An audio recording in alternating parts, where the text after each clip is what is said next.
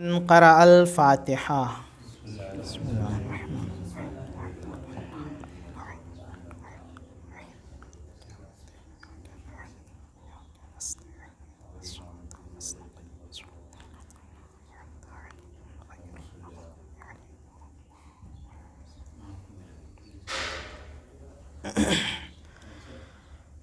لا حول ولا قوة إلا بالله العلي العظيم.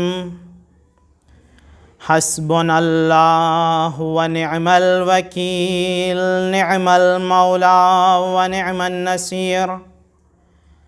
الحمد لله رب العالمين، الصلاة والسلام على أشرف الأنبياء والمرسلين، خاتم النبيين، وما أرسلناك إلا رحمة للعالمين. محبوب رب المشرقين ورب المغربين، وجد الحسن والحسين، مولانا ومولى الثقلين، أبي القاسم محمد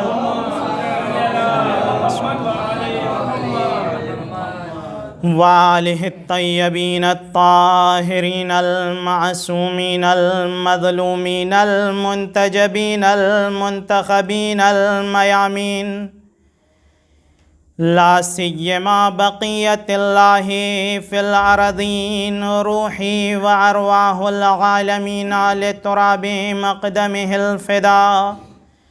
اللهم عجل فرجه وسهل مخرجه، واجعلنا من خير أعوانه وأنصاره ومقوية سلطانه، وهب لنا رأفته ورحمته ودعاءه وخيرا.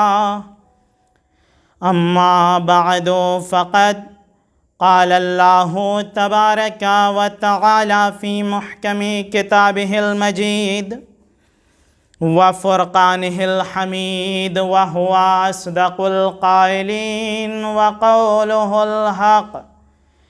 بسم الله الرحمن الرحيم. قل إنما أنا بشر مثلكم يوحى إلي أنما إلهكم إله واحد، فمن يعمل صلوات پڑھیں محمد وآلہ، فمن كان يرجو لقاء ربه فليعمل عملا صالحا ولا يشرك بعبادة ربه أحدا. صلوات بر محمد وآل محمد. عزیزان محترم، میرے معزز سامعین، جیسا کہ آپ تمام لوگوں کو یہ اطلاع ہے کہ 40ویں کی مجلس ہے اور والد محترم کی مجلس ہے، لہٰذا تیمناً تبرکاً اپنے مرحوم والد کی مغفرت کی غرض سے حاضر خدمت ہوا ہوں۔ اللہ کی بارگاہ میں یہ دعا ہے، جن لوگوں نے بھی خلوص کے ساتھ اس فرش عزا پر شرکت کی ہے، اس فرش عزا میں آئے ہیں، خداوند متعال ان کے خلوص کے عوض میں ہم تمام لوگوں کی اس عبادت کو قبول و منظور فرمائے، اور اس کے عوض ہمارے والد محترم کی مغفرت فرمائے، ان کے درجات بلند فرمائے۔ صلوات پڑھیں محمد وآل محمد۔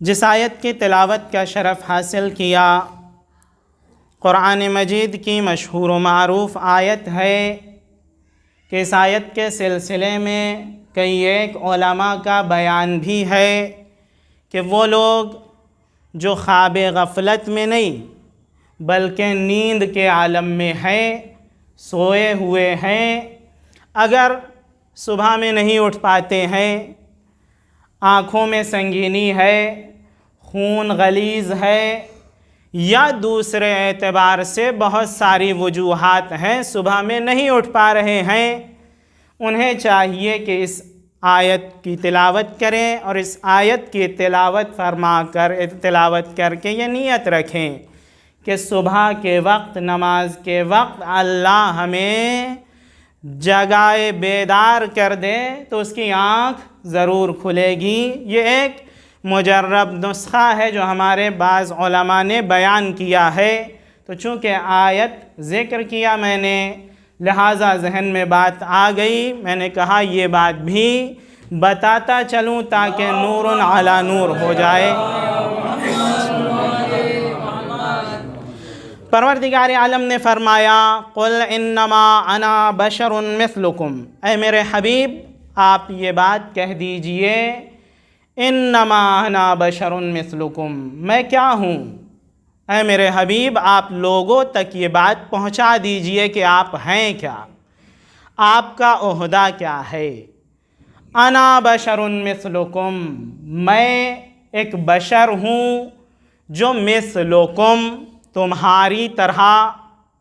بس مسلمانوں نے اسی فقرے کو لے لیا، لینے کے بعد کہا کہ نبی ہم جیسے، یہ ہم نہیں کہہ رہے ہیں، قرآن مجید کہہ رہا ہے قل انما انا بشر مثلکم، میں تم جیسا بشر ہوں۔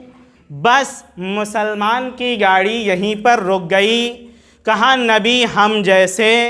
اب کچھ لوگوں نے تو اپنا بھائی بھی بنا لیا، کہا مثلیت کا تقاضا یہ ہے کہ جیسے ایک بھائی دوسرے بھائی کا مثل ہوتا ہے، ویسے ہی قرآن نبی کے بارے میں ارشاد فرما رہا ہے کہ نبی بھی تمہارے مثل ہیں۔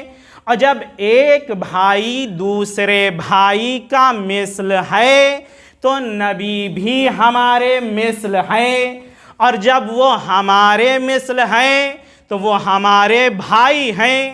اب چھوٹے بھائی یا بڑے بھائی یہ امت مسلمہ طے کرے، کیونکہ کچھ لوگ 60 کے اوپر ہیں، تو اگر 70 سال کے وہ ہیں تو نبی ان کے چھوٹے بھائی، اور اگر 50 سال کے ہیں تو نبی ان کے بڑے بھائی۔ تو نبی کی اس ڈگری کا غلط استفادہ کرتے ہوئے اور آدھی بات پر عمل کرتے ہوئے مسلمانوں نے نبی کو خود جیسا بنا دیا۔ لیکن اللہ اگر یہیں پر رک گیا ہوتا تو مسلمان کے اس ڈگری پر سند اور مہر لگ گئی ہوتی، لیکن اللہ کہہ رہا ہے یہ بشر ہیں، تمہارے مثل ہیں، لیکن ایک فرق ہے، تم پر وحی نہیں آتی ہے، ان پر وحی آتی ہے۔ تو اب اگر اساسی فرق دیکھنا ہے نبی اور ہم میں یہ ہے، نبی کا ہر کلام وحی ہے اور ہمارا کوئی بھی کلام وحی نہیں ہے۔ صلوات بر محمد و آل محمد۔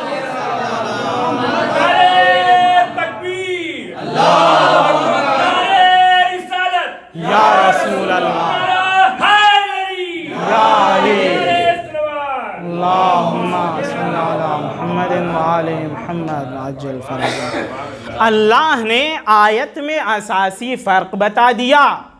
اگر نبی فرشتے کی شکل میں ہوتے اور ہمارے درمیان آتے، کون ان کی بات سنتا؟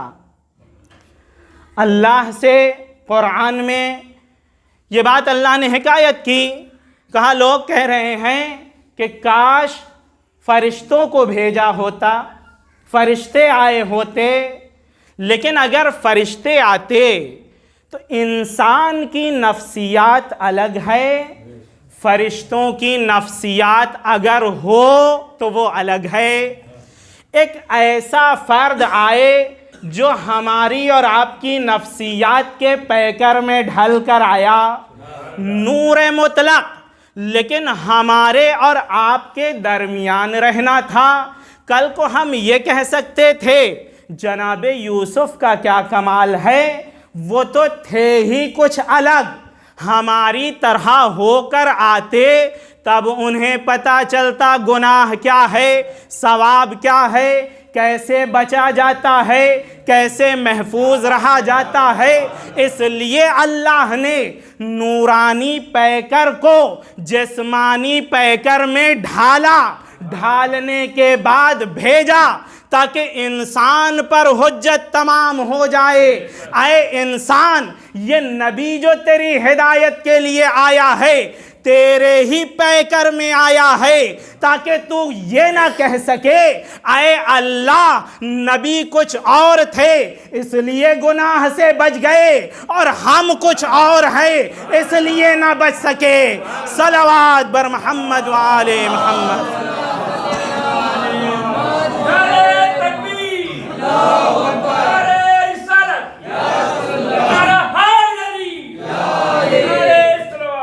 اللہم صلی علی محمد وعلی محمد۔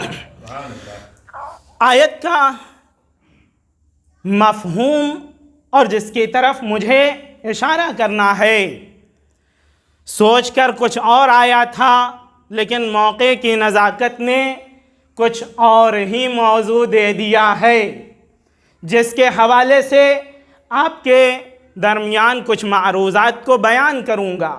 آج ایک فضا پھیلی ہوئی ہے شرک۔ شرک کیا ہے؟ بدعت کیا ہے؟ میں اس حوالے سے آپ کے سامنے کچھ باتیں بیان کرنا چاہتا ہوں۔ آیت میں ایک اشارہ ہو رہا ہے اللہ کی بنسبت شرک اختیار مت کرنا۔ شرک ہے کیا؟ جناب لقمان حکیم نے اپنے بیٹے کو اسی قرآن مجید میں نصیحت کی، یا بنی لا تشرک باللہ ان الشرک لظلم عظیم۔ اے میرے پیارے بیٹے، اللہ کی بنسبت شرک اختیار مت کرنا۔ کیوں؟ اس لیے کہ یہ شرک ظلم عظیم کا مصداق ہے۔ شرک مسلمان میں شاید ہی کوئی فرقہ ہو جو شرک کو گناہ کبیرہ نہ جانتا ہو۔ تمام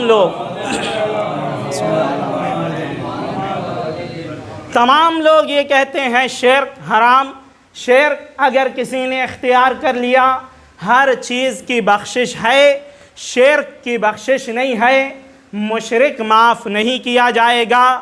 آخر یہ شرک ہے کیا؟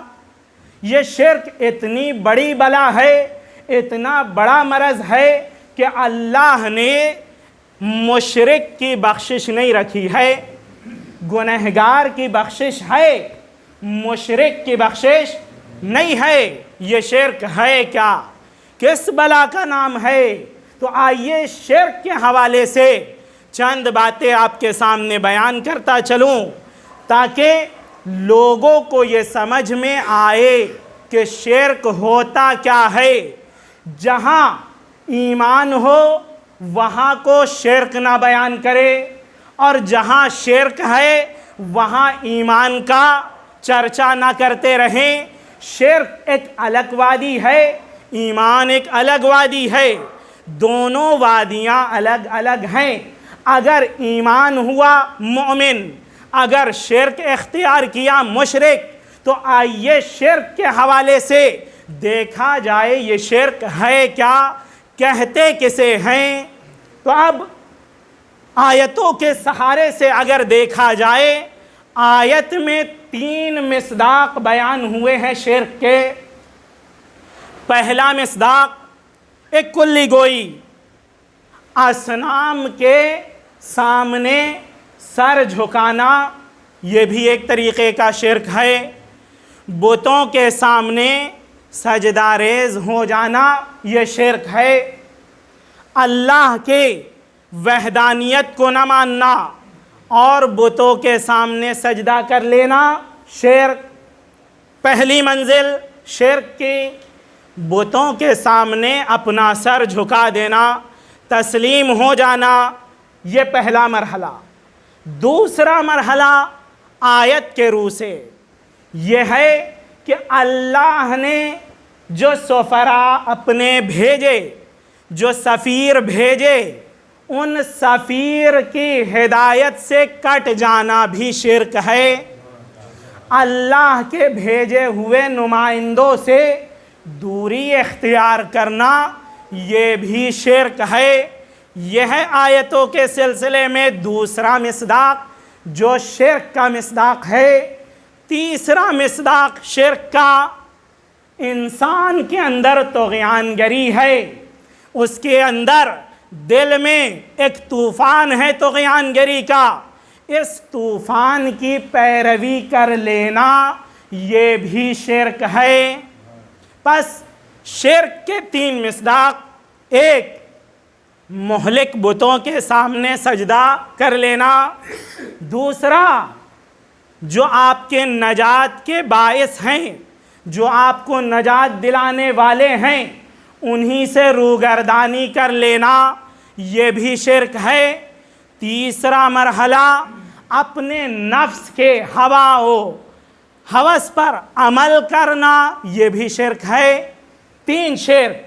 اب آئیے بتوں کی باری۔ بت کیا ہیں؟ بت بھی 2 طریقے کے ہیں۔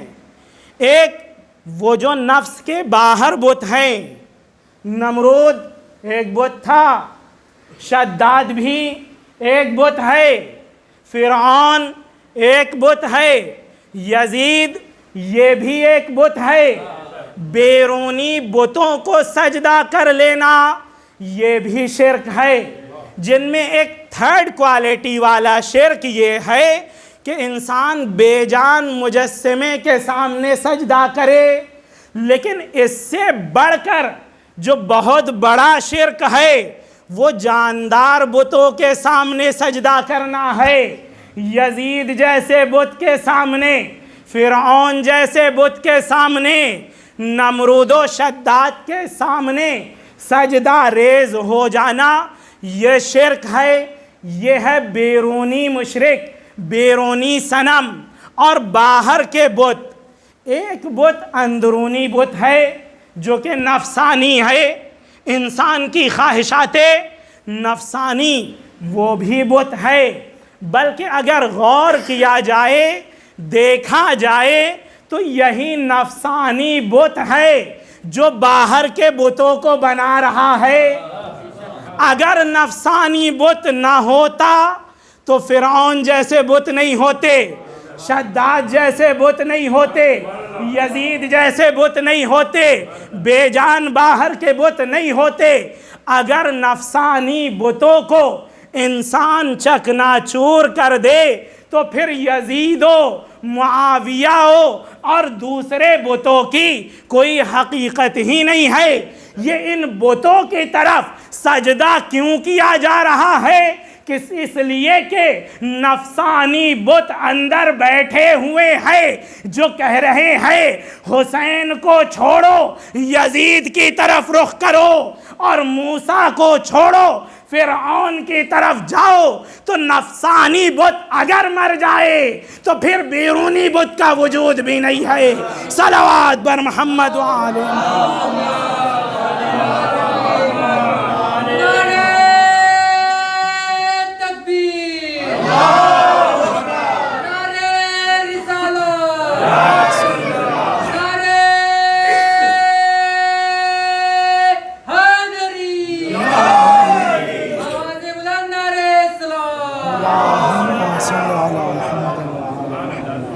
اگر دنیا میں دیکھا جائے مرکز فساد نفسانی بت ہیں، اگر ان کو انسان توڑ دے، اگر یہ بت ٹھیک ہو جائیں تو پھر باہر کے بت وجود ہی میں نہیں آئیں گے۔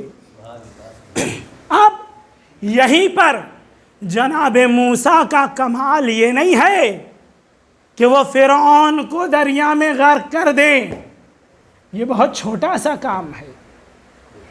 فرعون دریا میں غرق ہوا، بہت ہی معمولی سا کام ہے۔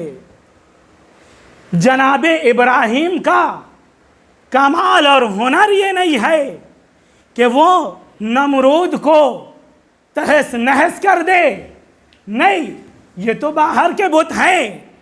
جو اللہ کا بھیجا ہوا ہوگا اس کا پہلا حملہ نفسانی بتوں پر ہوگا، باہر کے بتوں پر نہیں ہوگا۔ تو اب تاریخ میں دیکھ لیجئے کس نے فتوحات کو ترویج دیا اور کس نے کمالات کو ترویج دیا ہے، کس نے نفسانی بت توڑے اور کس نے باہر کے بتوں کو توڑا ہے۔ نفسانی بت توڑنے والے اللہ کے بھیجے ہوئے ہیں، فتوحات پہ عمل کرنے والے ممکن ہے سلطنت کے پیچھے رہے ہوں۔ صلوات بر محمد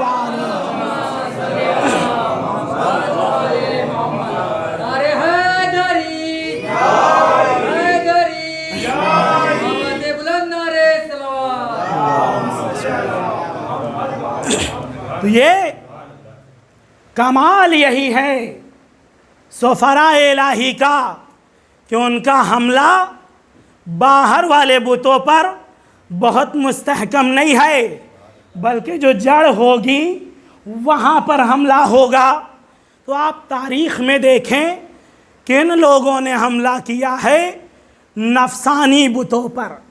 جناب موسیٰ نے فرعون کو دریائے نیل میں غرق کر دیا، یہ کمال نہیں تھا، کمال یہ تھا بنی اسرائیل کے افراد سے کچھ ایسے نکال دے جن کے نفسانی بت ٹوٹ جائیں اور وہ نمائندگی کریں۔ یہ جناب موسیٰ کا کمال تھا۔ جناب ابراہیم کا کمال یہ نہیں تھا کہ فرعون کو تہس نہس، جناب ابراہیم کا کمال یہ نہیں تھا کہ نمرود کو تہس نہس کر دے۔ جناب ابراہیم کا کمال یہ تھا کہ جناب لوط جیسے کی پرورش کر ڈالے۔ یہ جناب ابراہیم کا کمال تھا۔ نفسانی بتوں کو توڑنے کا وظیفہ اللہ نے انبیاء کو دیا ہے اور اپنے نمائندوں کو دیا ہے۔ باہر کے بت باہر کے دوسرے افراد سے بھی توڑے جا سکتے ہیں، لیکن جو نفسانی بت ہوگا وہ ایک الہی فرد کے ذریعے سے توڑا جائے گا۔ اب جس نے بھی اس پر حملہ کیا ہے وہ الہی فرد ہے، کوئی معمولی انسان نہیں ہو سکتا۔ صلوات بر محمد وآلہ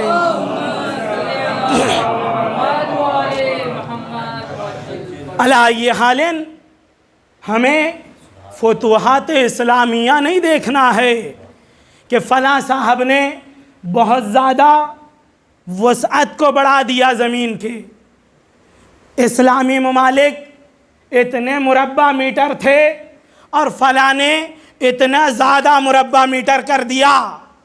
آخر نتیجہ کیا ہوا؟ کتنے لوگوں کو جہنمی ہونے سے بچایا، کتنے لوگوں کو جنت کی طرف رہنمائی کی۔ یہ ہے معیار۔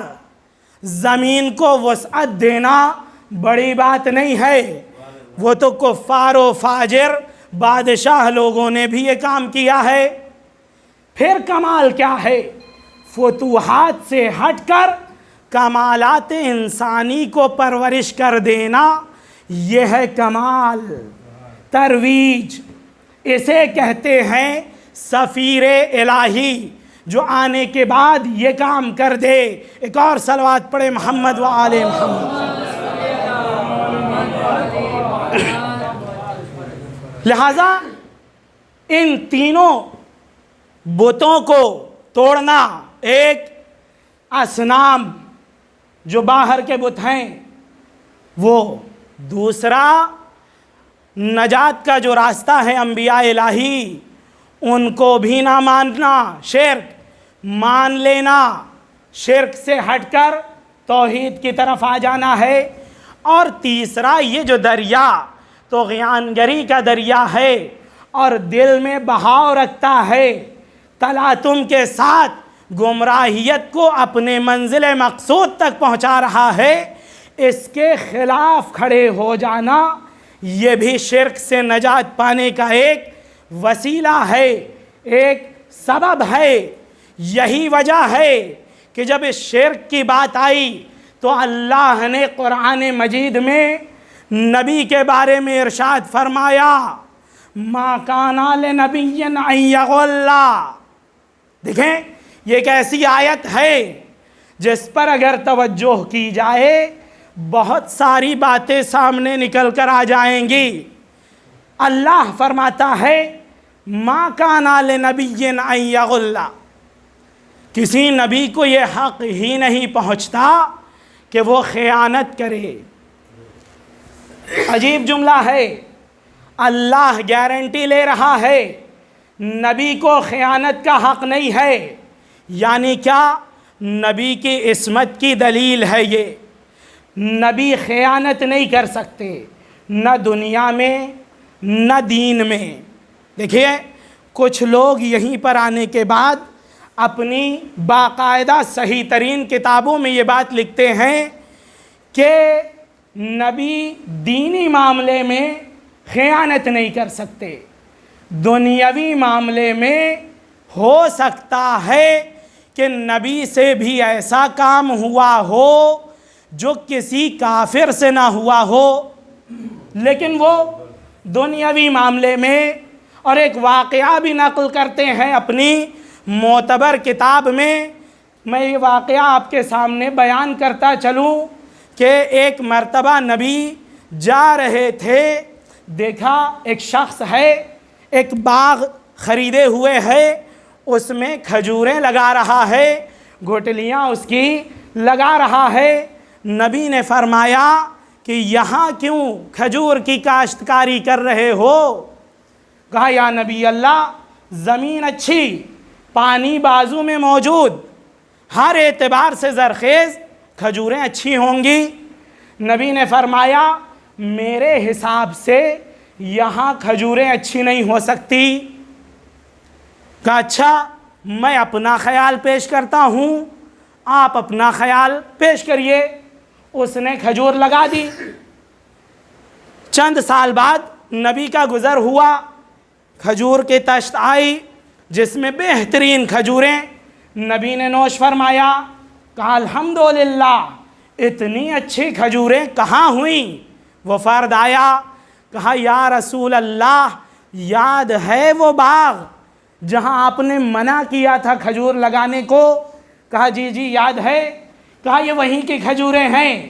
کہا ماشاءاللہ اتنی اچھی کھجوریں، پس آج میں ایک سند دے رہا ہوں کہ تمہارا نبی دین میں تم سے زیادہ جانتا ہے اور تم لوگ دنیا میں اپنے نبی سے زیادہ جانتے ہو۔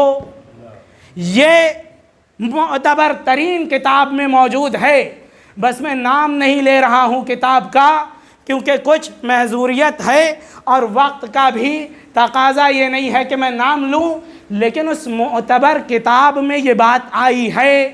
تو کچھ لوگوں نے دین میں نبی کو معصوم مانا، دنیا میں نہیں مانا۔ کہا دنیا میں نبی غلطی کر سکتے ہیں، نمونہ چاہیے تھا، یہ لیجئے ایک واقعہ بھی بنا دیا، کھجور والا واقعہ، تلقیح والا واقعہ موجود ہے کتابوں میں، بنا دیا۔ کہا نبی دنیا کے امور میں زیادہ نہیں جانتے، آخرت کے امور میں جی نبی جانتے ہیں اچھا خاصا، ہم سے بہتر جانتے ہیں، لیکن دنیا کے امور میں ہم نبی سے بہتر جانتے ہیں۔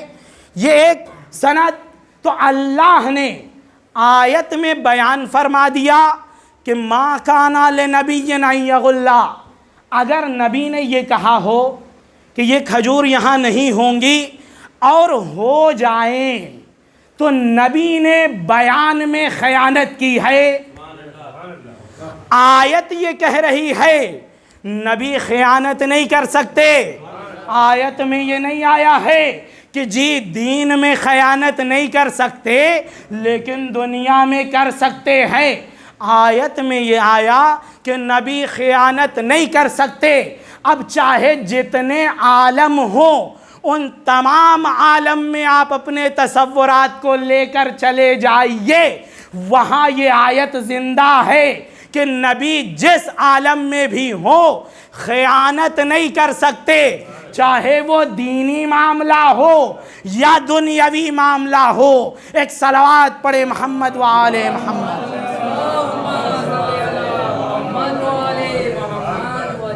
تو یہ ما کان لنبی ان یغل، نبی خیانت نہیں کر سکتے۔ اللہ نے یہ سند لگا دی نبی کی مہر پر، نبی کی پشت پر۔ اب نبی جب خیانت نہیں کر سکتے، یعنی نبی ہیں امانت دار، کس چیز میں؟ اللہ نے بیان ہی نہیں کیا۔ دیکھیں قاعدے کے حساب سے اگر متعلق بیان نہ ہوا ہو تو عموم مراد ہوتی ہے۔ اگر یہ آتا کہ نبی وحی میں خیانت نہیں کر سکتے تو ہم نبی کی خیانت اور امانت داری کو محدود کر سکتے تھے قرآن میں اور زیادہ سے زیادہ حدیثوں میں، لیکن آیت یہ نہیں کہہ رہی ہے۔ آیت کہہ رہی ہے نبی خیانت کر ہی نہیں سکتے۔ اگر میں کہوں کہ عباس بھائی آپ کی طبیعت خراب ہے، آپ کو کھٹا انار نہیں کھانا ہے، تو آپ کھٹے انار کی طرف جائیں گے۔ لیکن اگر میں کہوں کھٹی چیز نہیں کھانی ہے تو چاہے انار ہو، چاہے سیب ہو، چاہے انگور ہو، چاہے اچار ہو، کچھ بھی نہیں کھائیں گے۔ اللہ بھی یہی کہہ رہا ہے نبی خیانت نہیں کر سکتے۔ نہیں کہا ہے کہ نبی دین میں خیانت نہیں کر سکتے۔ اگر نبی خیانت نہیں کر سکتے تو چاہے دینی میدان ہو، دنیاوی میدان ہو، علمی میدان ہو، تقوی کا میدان ہو، عمل کا میدان ہو، کوئی بھی میدان ہو، نبی خیانت نہیں کر سکتے۔ صلوات بر محمد و آل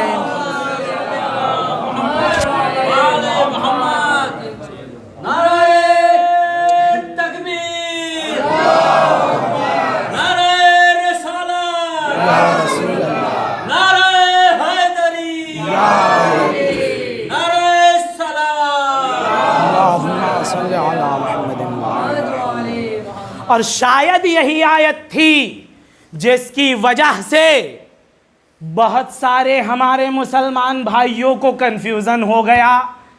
نبی کی نبوت 40 سال میں ملی نہیں، نبی نے 40 سال تک اللہ کی اس آیت پر عمل کر کے بتایا۔ میرا اللہ کہہ رہا ہے نبی خیانت نہیں کر سکتے، تو جب تک کفار کی زبان سے خود کو امین نہ کہلا لوں نبوت کا اقرار نہیں کروں گا۔ صلوات بر محمد و آل محمد۔ یہ ایک وجہ آیت پر نبی نے عمل کیا۔ کفار نے کہا امین و صادق، تب نبی نے کہا اگر میں امین، اگر میں صادق اور تمہیں میں یہ خبر دوں یہ جو پہاڑ ہے اس کے پیچھے ایک لشکر ہے جو تم پر حملہ کرنے آ رہا ہے، کیا تم میری بات مانو گے؟ کہا بالکل مانیں گے، کیونکہ آپ امین ہیں، آپ صادق ہیں۔ نہیں کہا کہ ہم جا کر پہلے دیکھیں گے پھر مانیں گے۔ کہا نہیں، آپ نے نہ تو امانت میں خیانت کی اور نہ ہی اب تک کوئی چھوٹا سے چھوٹا جھوٹ کہا ہے، اس لیے آپ جو کہہ رہے ہیں ہم مان لیں گے۔ اگر ہماری آنکھیں نہیں دیکھ رہی ہیں تو ہم کہیں گے کہ یہ ہماری آنکھوں کا دھوکہ ہے، وگرنہ آپ صادق بھی ہیں، امین بھی ہیں۔ نبی نے امانت داری کو بیان کیا، عملی طور پر لوگوں نے امین کہا، تب وحی الہی پہنچائی، تو اب یہ امانت داری اتنی زیادہ اہمیت رکھتی تھی، شب ہجرت میں بھی نبی نے علی کو کوئی کام نہیں سونپا ہے سوائے امانت داری کے، یعنی نبی نے بتا دیا جو نبی کا وصی ہوگا وہ نبی جیسا امین ہونا چاہیے۔ صلوات بر محمد و آل محمد۔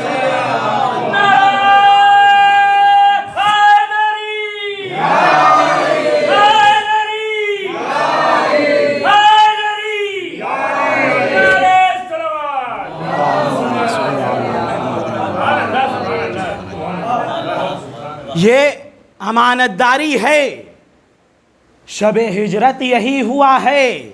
یا علی آپ امانت کو ادا کریے گا۔ اتنا خیال کیوں؟ اس لیے کہ اللہ نے آیت بھیج دی ہے جو میرا بھیجا ہوا ہوگا اس کے زندگی کے شروع سے آخر تک امانت داری دیکھو گے، خیانت اس کے کام میں نہیں ہوگی۔ نبی کے وصی میں بھی ایک شرط امامت یہ ہے کہ امانت داری کو بیان کیا جائے۔ چھٹے امام فرماتے ہیں، ایک شخص آتا ہے آنے کے بعد کہتا ہے نبی نے بھی یہ بات کہا کہ جس کا میرے اوپر قرضہ ہے وہ میرے بھائی سے لے لے، یعنی علی سے لے لے، کیونکہ وہ امین ہیں۔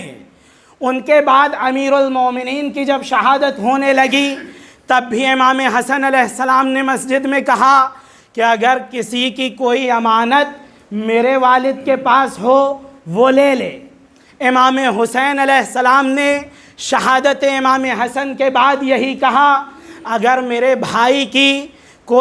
بھائی کے پاس امانت رکھے ہو وہ مجھ سے لے سکتا ہے۔ چھٹے امام سے آنے کے بعد راوی نے کہا کہ کیا ان کو اپنے امانت کی کوئی ذمہ داری اور خیال نہیں تھا جو امانت داری کو بعد کے مرحلے کے لیے چھوڑ گئے؟ یعنی ایک امام کے بعد دوسرا امام آئے اور آنے کے بعد وہ قرض ادا کرے۔ امام نے فرمایا ہمارے سارے اجداد کو یہ خبر تھی اور یہ جانتے تھے، اس لیے ان کی زندگی میں کبھی خیانت نہیں ہوئی، لیکن یہ بھی ایک طریقہ تھا اپنے بعد والے امین کو لوگوں کے سامنے پہچانوانے کا، اس سے بہتر طریقہ اور کوئی نہیں تھا۔ صلوات بر محمد و آل محمد۔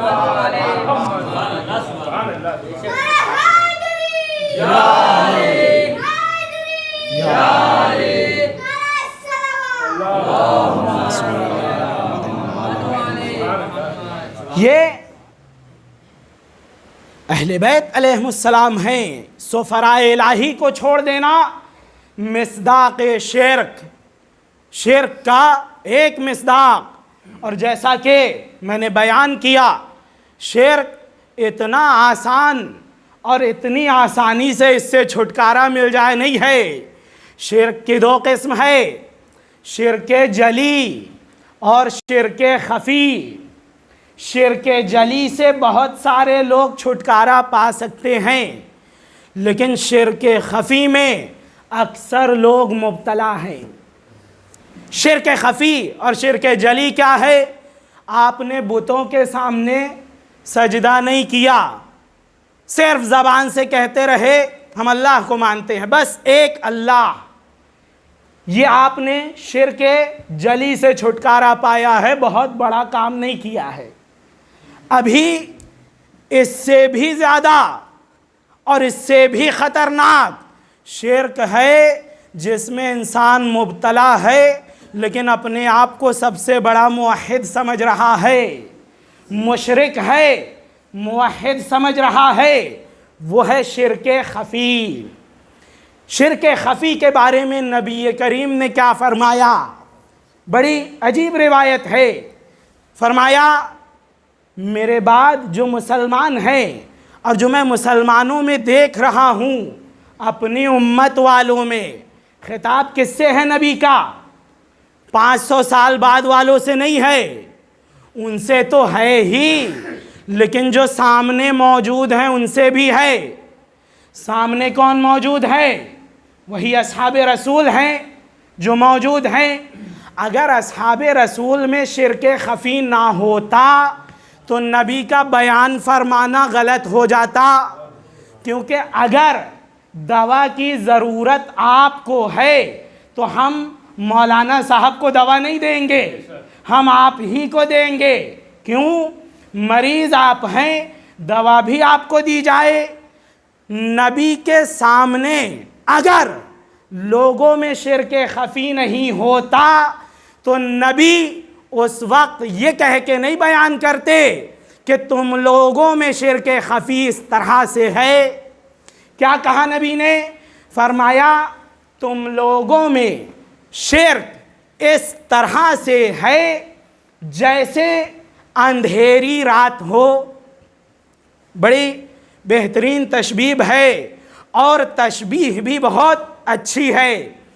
کہا جیسے اندھیری رات میں ایک سیاہ پتھر پر ایک کالے رنگ کی چیونٹی چل رہی ہو اور اس کے پیر کے جو نشان بن رہے ہیں، تمہارے اندر شرک اس طرح سے چھپا ہوا ہے۔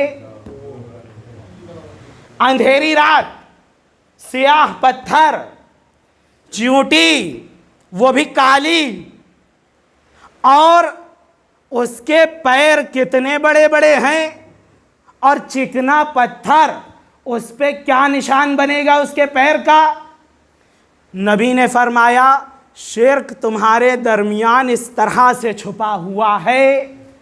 ایک اندھیری رات کا پردہ، دو آنکھوں کی کمزوری کا پردہ، تین چیونٹی کے قلیل الجثہ اور ایک چھوٹے سے جسم ہونے کا پردہ، چار کالے پتھر کا پردہ، پانچ کالے رنگ کی چیونٹی کا پردہ، چھ چیونٹی کے بہت باریک باریک قدم کا پردہ، سات اس کے نشان کا پردہ۔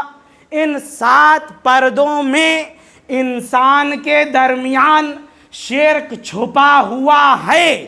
اب ایک باکمال انسان چاہیے جو ان 7 پردوں کے درمیان میں چھپے ہوئے شرک کو آسانی سے دیکھ سکے اور بتا سکے کہ تمہارے درمیان شرک ہے یا نہیں ہے۔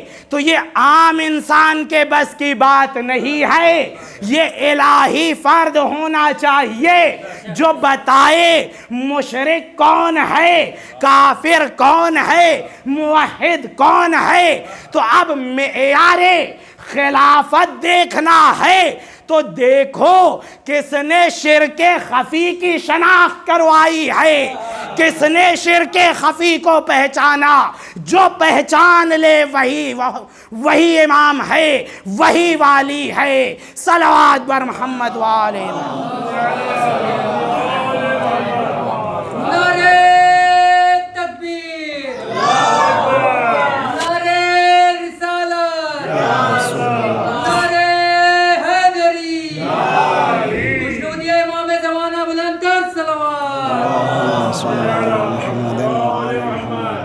یہ کوئی معمولی بات نہیں ہے۔ ہم ایسے ہی نہیں کہتے ہیں ارتد الناس بعد النبی الا ثلاثہ، نبی کے بعد تمام کے تمام لوگ ارتداد میں پڑ گئے، مرتد ہو گئے۔ اصل میں مسلمانوں نے مرتد کا معنی وہ مرتد سمجھ لیا جو کہ بہت بڑا عنوان ان کے ذہن میں ہے۔ ایسا نہیں ہے، ارتداد اسی شرک خفی کی طرف اشارہ ہے۔ ہم 3 کہتے ہیں، 4 کہتے ہیں، بعض لوگوں نے 1 بیان کیا ہے، کچھ نے 12 بیان کیے ہیں۔ دیکھیں کتاب ہے 4تھے قرن میں لکھی گئی ہے، یہ 4تھی صدی میں لکھی گئی، یعنی 1000 سال پرانی کتاب ہے۔ اس کتاب کا نام ہے التصفیہ، تصفیہ کے مؤلف ہیں امام محمد غزالی۔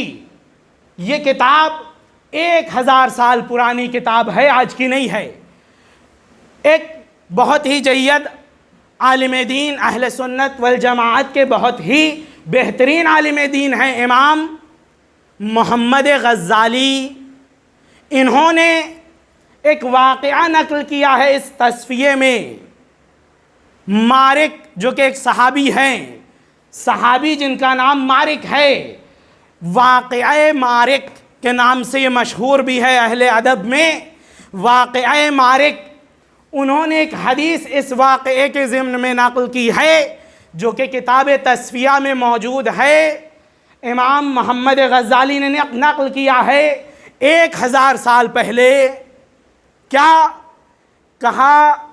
نبی کے بعد سب مرتد ہو گئے سوائے 12 لوگوں کے۔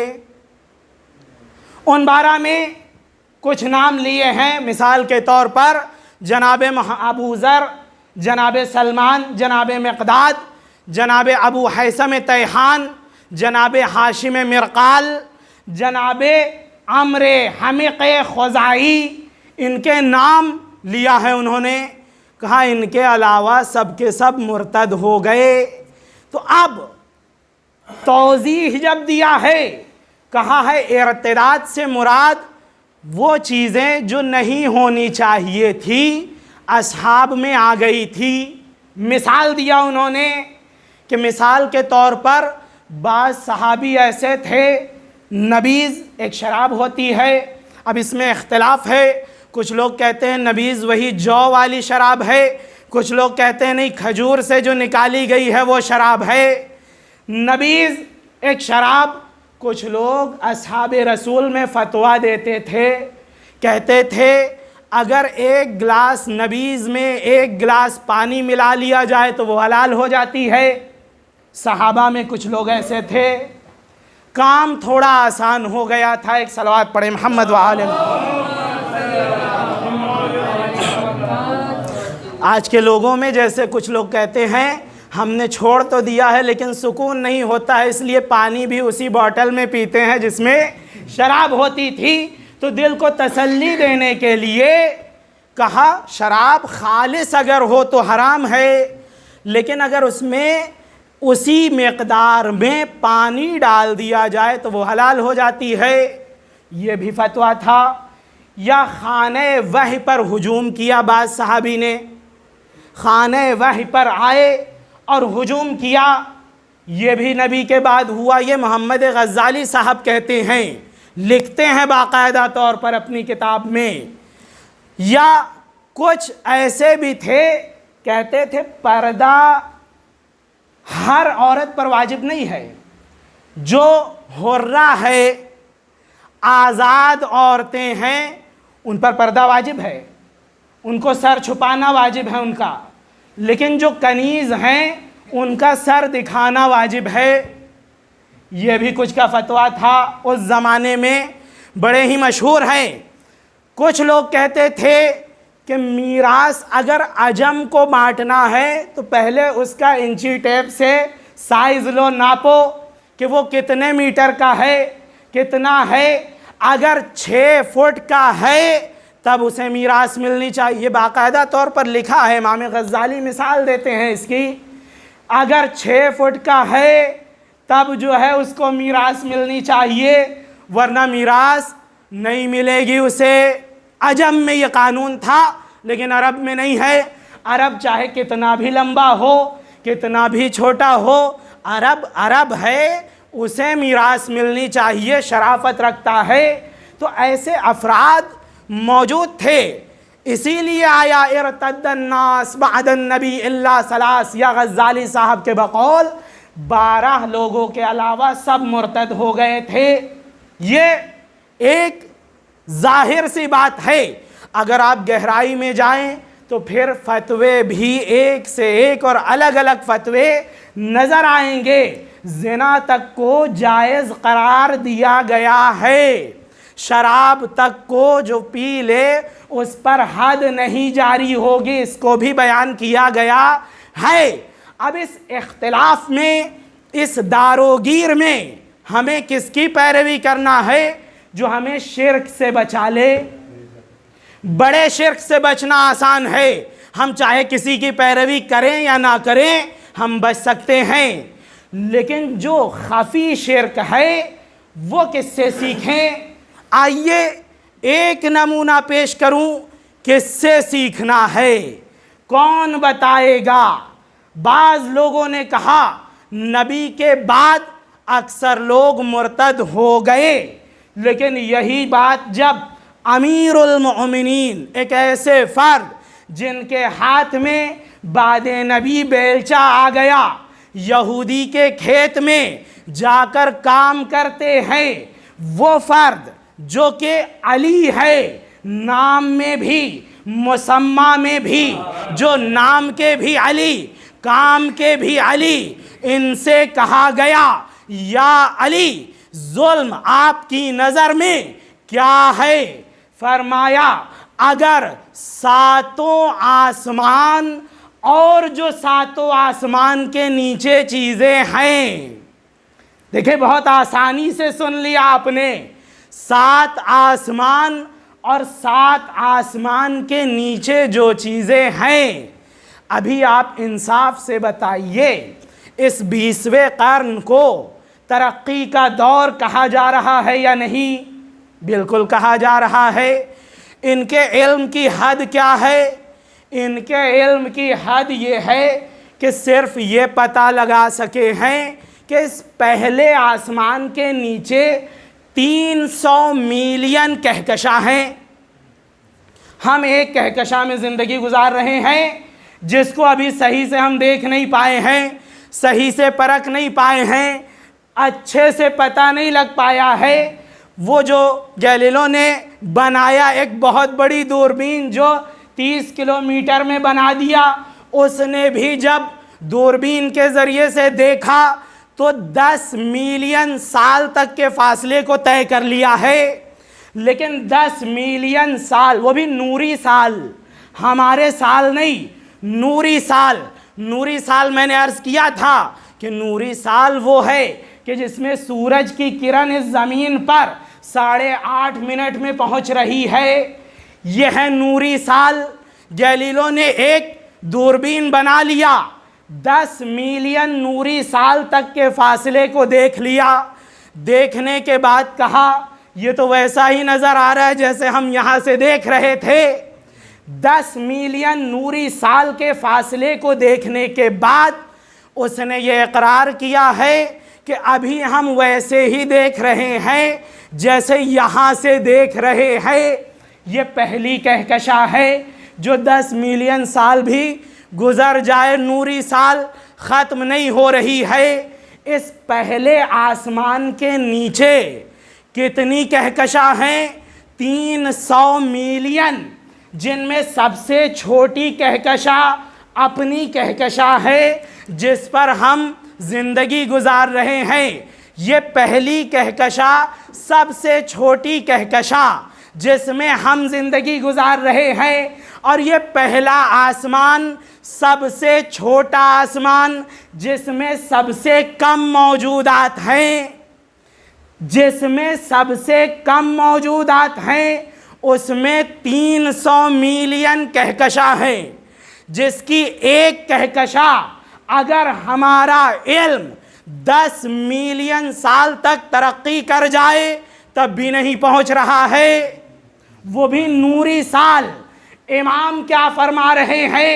فرماتے ہیں کہ اگر آسمان اور جو چیز آسمان کے نیچے ہے، پہلا آسمان نہیں، 7واں، 6واں، 5واں، 4تھا، تیسرا، دوسرا، پہلا، تمام آسمان اور جو ان آسمان کے نیچے چیزیں ہیں، اگر علی کے سامنے پھینک دی جائے، کہا جائے یا علی اس پر آپ کی حکومت، یہ آپ کے قبضے میں ہے، یہ لے لیجئے، اس کے عوض میں ایک کام کرنا ہے آپ کو۔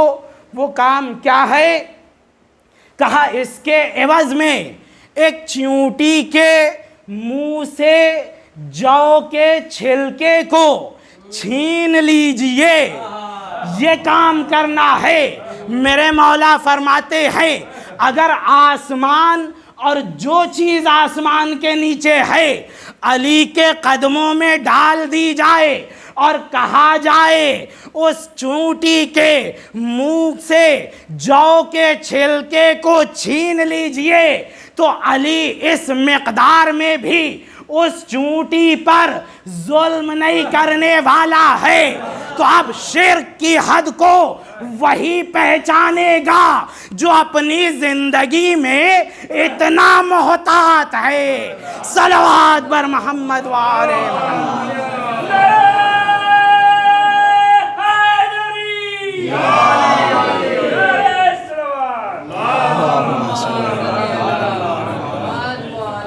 तो हम बड़े शिर्क से बचे हैं और इसी को कमाल समझ रहे हैं।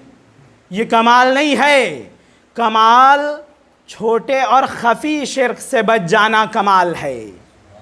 यही वजह है, देखें जनाब मूसा, आज एक बात कही जाती है उन्दुरु मा काल वला तंजुर मन काल, यह हदीस भी है, लेकिन कहाँ पर है ये? कहा जाता है क्या कह रहा है ये देखना है हमको, कौन कह रहा है ये नहीं देखना है।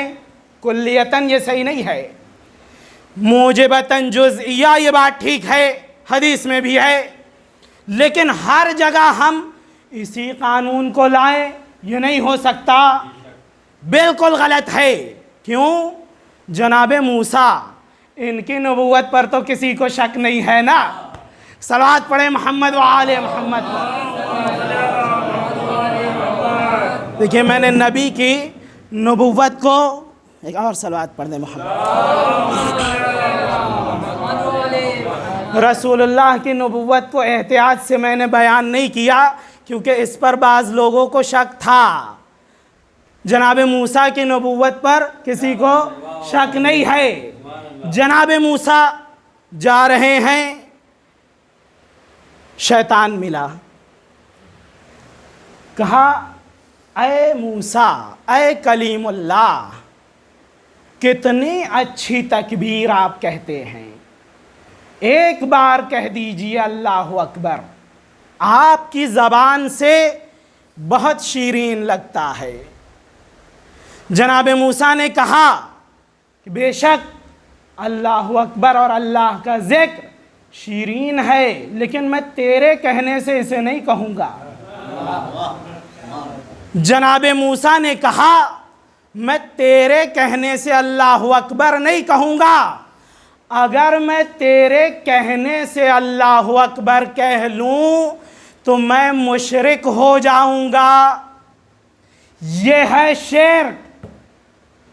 अजीब बात है, अगर हमें कहा जाए अल्लाहु अकबर कहिए, हम कहेंगे ज़िक्र ही तो है, कह लेना है। जनाब मूसा ने मेयार कायम कर दिया कि जो दुश्मने खुदा के कहने से अगर ज़िक्र कहा जाए तो वो ज़िक्र नहीं होता है, गुनाह कबीरा है। इसी वजह से आया कि जो इबादत अल्लाह के नुमाइंदों ने बयान की है आपको वो करना है, जो इबादत आपके जहन ने या फिर किसी दुश्मन खुदा ने बयान किया है अगर वो अंजाम दिया जाए तो जैसे ज़िना गुनाह है वैसे वो इबादत भी गुनाह हो जाएगी। सलावत पर मोहम्मद व आले मोहम्मद। और ये मेयार बता दिया जनाबे बिलाल ने। देखिए जनाबे बिलाल ने, हम अपनी पूरी उम्र गुजार देते हैं, सही से नहीं बता पाते हैं कि हक़ क्या है बातिल क्या है। जनाबे बिलाल ने एक चीज़ के ज़रिए से बता दिया। आपने वाक़या सुना है कि बाद रसूल जनाबे बिलाल ने अज़ान देनी छोड़ दी। भाई अज़ान तो अच्छी चीज़ है ना, ज़िक्र है, उसमें क्या है, अल्लाहु अकबर है, अशहदु अल्ला इलाहा इल्लल्लाह है, رسول اللہ کا نام ہے، اس میں اچھائی کی طرف بلایا جا رہا ہے، یہی تو ہے۔ جناب بلال نے چھوڑ دیا تھا، یہ کون سی بات ہو گئی کہ اتنا اچھا ذکر جناب بلال نے چھوڑ دیا؟ ہو سکتا ہے آج کے جو مقدس انسان ہیں وہ جاتے اور جانے کے بعد کہتے بلال آپ بہت اچھے، لیکن ایک غلطی ہو گئی آپ سے، اذکار الہیہ کو مت چھوڑیے، ذکر کرتے رہیے۔ جناب بلال نے نہیں کیا، حکومت کی طرف سے بلایا گیا۔ آپ کو پتہ ہے کہ حکومت بعد رسول کیسے چلی؟ حکومت کی طرف سے بلایا گیا، بلانے کے بعد کہا بلال سنا ہے اذان نہیں دے رہے ہو؟ کہا جی کیوں؟ کہا نبی کا صدمہ ہے، نبی گزر گئے، اب میں اذان نہیں دوں گا، نبی کے غم کی وجہ سے یاد تازہ ہو جاتی ہے۔ کہا ایک بار اذان دے دو۔ کہا میں نے عہد کر لیا ہے اور عہد شرعی توڑا نہیں جاتا، اس لیے میں نے عہد کر لیا ہے، اب اذان نہیں دوں گا۔ کہا اچھا اگر عہد ہے تو ٹھیک ہے۔ چلے گئے جناب بلال، لیکن یہی بلال ہیں، شہزادی نے بلایا، بلانے کے بعد کہا بلال اذان چھوڑ دیا ہے؟ کہا رسول اللہ کا نام آتا ہے مجھے یاد آ جاتی ہے۔ کہا ہمارے حکم سے ایک دفعہ اذان دیجئے۔ کہا آپ کا حکم سراکھوں پر۔ جناب بلال نے اذان دے دی۔ ایک وقت ایسا ہے کہنے پر اذان نہیں دے رہے ہیں، ایک وقت ایسا ہے صرف ایک اشارہ ہوا اذان دے دیا۔ آخر یہ معمہ کیا ہے؟ اذان تو ذکر الہی ہے، اذان میں تو اذکار ہیں، اس میں تو ثواب ملنے والا ہے، ایک وقت چھوڑ رہے ہیں، ایک وقت دے رہے ہیں۔ تو بلال جانتے تھے اگر حکومت ظلم میں اذان بھی کسی ظالم کے حکم سے دی جائے تو یہ شرک کا مصداق ہوتا ہے، یہ گناہ ہے۔ ایسی اذان جو ظالم کے حکم سے دی جائے وہ گناہ ہے۔ یہ جناب بلال ہیں جنہوں نے حکومت کو اپنی ایک اذان نہیں بیچی، لیکن ایک اشارہ ہوا خود کو بیچ دیا۔ صلوات بر محمد وآل محمد۔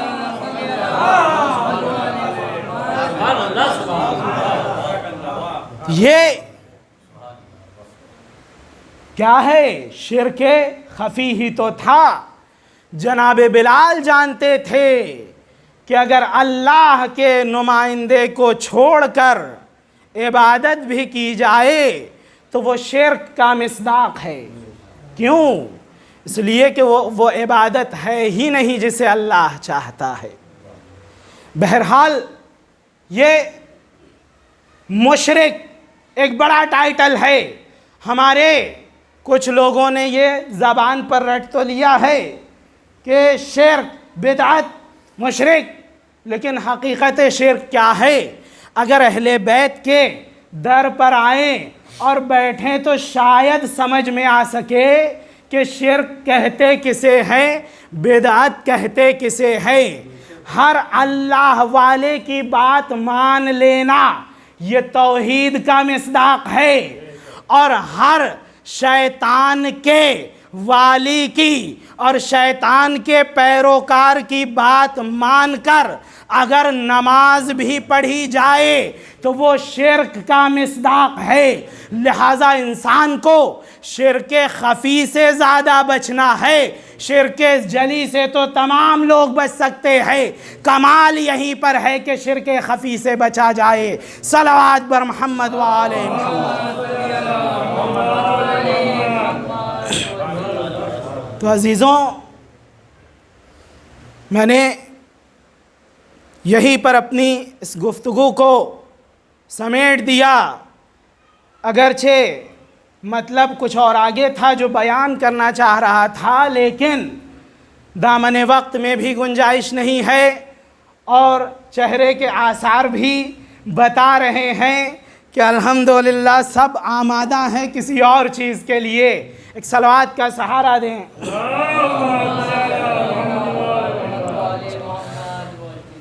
تو عزیزوں، شرک خفی کا مصداق یزیدیت بھی ہے، جسے امام حسین علیہ السلام کربلا میں مٹانے کے لیے آئے تھے، اور اپنے مقصد میں امام کامیاب ہو گئے.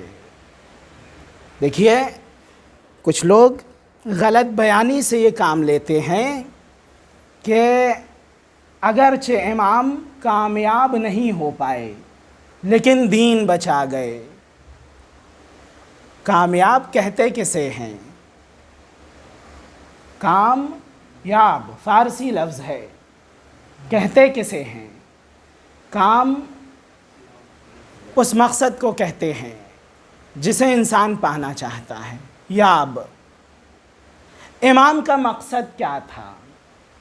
جان بچانا تھا یا شہادت؟ اگر یہ مانا جائے کہ امام کا مقصد جان بچانا تھا تو امام کامیاب نہیں ہوئے. لیکن اگر شروع ہی سے امام یہ کہتے ہوئے چلے آ رہے ہوں جو میرے ساتھ چلے گا شہید ہوگا، اسے جان دینا ہے، اگر یہ ہے تو امام اپنے مقصد میں بھی کامیاب ہو گئے ہیں، پہنچ گئے. عزیزوں، ہمارے ہر درد کے لیے سانحہ کربلا موجود ہے. دیکھیے، انسان اپنے مرحوم کو یاد کرتا ہے، مرحوم کی یاد میں آنسو بہاتا ہے، لیکن ایک غم ایسا غم ہے کہ جو ان کے مرحومین کی یاد کو بھلا دیتی ہے. وہ غم ہے شہدائے کربلا کا غم. عزیزو، ایک باپ کربلا کے میدان میں کھڑا ہے، بیٹا آتا ہے، بابا العطش قد قتلنی وثقل الحدید قد اجہدنی فہل من ماء من شربت من سبیل. بابا، پیاس مارے دے رہی ہے، اوزار اور ہتھیار کے بوجھ نے تھکا دیا ہے، بابا کیا ایک جرعہ پانی مل سکتا ہے؟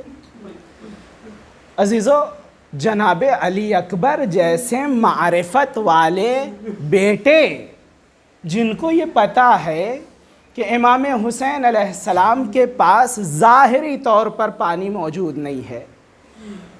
تاریخ میں ہے، شیخ عباس قمی صاحب نے بھی بیان کیا ہے، جناب علی اکبر 12 مرتبہ امام حسین علیہ السلام کی طرف پلٹے ہیں، اور یہ شرف صرف جناب علی اکبر کو ملا ہے کہ 12 مرتبہ جنگ سے پلٹے ہیں امام حسین علیہ السلام کی طرف، اور ہر دفعہ کہا ہے بابا کیا ایک گھونٹ پانی مل سکتا ہے؟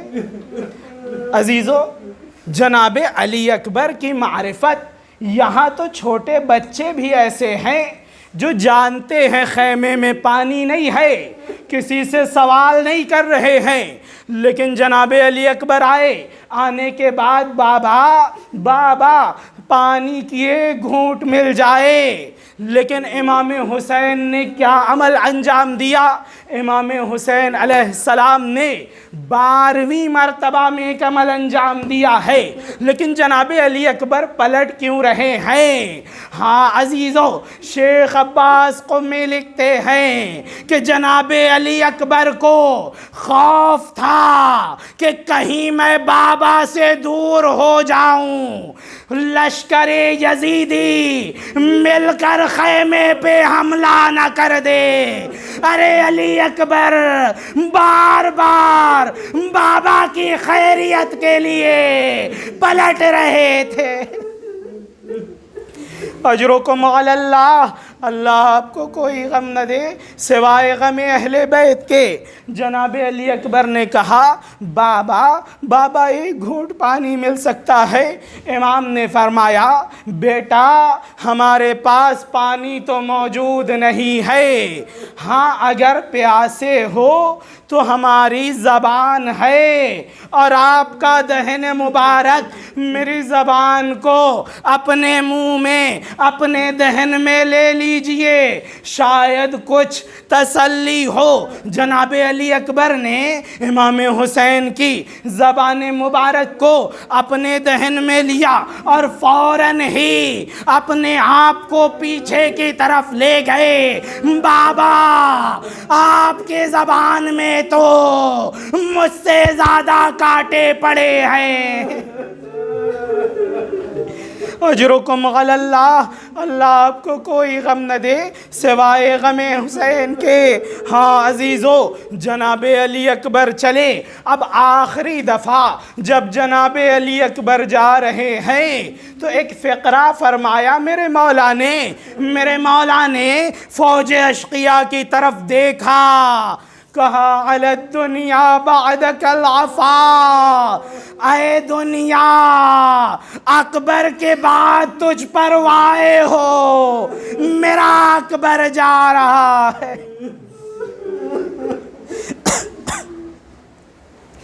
اجرکم علی اللہ، اللہ آپ کو کوئی غم نہ دے سوائے غم اہل بیت کے۔ ایک واقعہ خزینۃ الجواہر میں لکھا ہے، جناب علی اکبر کے کم سنی کا عالم ہے۔ ایک شخص آتا ہے، آنے کے بعد امام حسین کے ہاتھوں مسلمان ہوتا ہے، اسلام کو قبول کرتا